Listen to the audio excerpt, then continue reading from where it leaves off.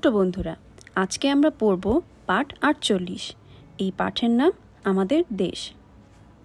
ছোট্ট বন্ধুরা, তোমাদের কি আমাদের দেশ সম্পর্কে জানতে ইচ্ছে হয়? আমার কিন্তু খুব জানতে ইচ্ছে করে। চলো একসাথে আমরা আমাদের দেশ সম্পর্কে জেনে আসি। আমাদের দেশের নাম বাংলাদেশ।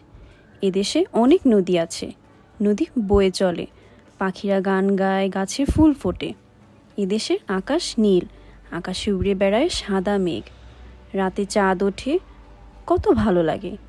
এদেশের পাহাড় সবুজ, তেমনি সবুজ ফসলের মাঠ, মাঠে মাঠে ধান হয়, খালের জলে ভেসে বেড়ায় মাছ। ভোরবেলায় দোয়েল ডাকে, দোয়েল আমাদের জাতীয় পাখি। খুব সুন্দর আমাদের এই দেশ। আমাদের দেশ সম্পর্কে তোমাদেরকে কিছু প্রশ্ন করব, তোমরাও কিন্তু সাথে সাথে উত্তর দেওয়ার চেষ্টা করো।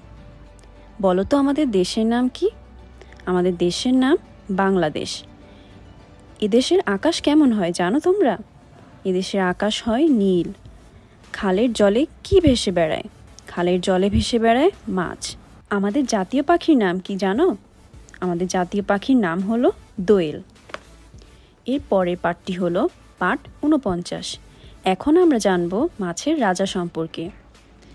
আমাদের জাতীয় মাছ ইলিশ। ইলিশের রং রূপালি। ইলিশ সাগরে থাকে, ডিম দেওয়ার সময় নদীতে আসে। ইলিশ হলো মাছের রাজা।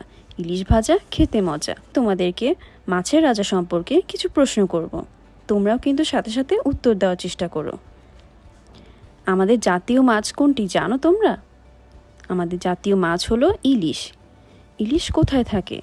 ইলিশ থাকে হলো সাগরে। ইলিশকে কি বলা হয় তোমরা জানো? ইলিশকে বলা হয় মাছের রাজা। আজকে আমরা আমাদের দেশ সম্পর্কে অনেক কিছু জানলাম। আমাদের দেশটা অনেক সুন্দর, তাই না? আমাদের জাতীয় পাখি দোয়েল, আমাদের জাতীয় মাছ ইলিশ, যা খেতে খুবই মজা। তোমরাও আমাদের দেশ ও মাছের রাজা সম্পর্কে অনেক কিছু জানার চেষ্টা করবে এবং এগুলো অনুশীলন করবে। ধন্যবাদ। তাহলে কথা হবে পরের ক্লাসে।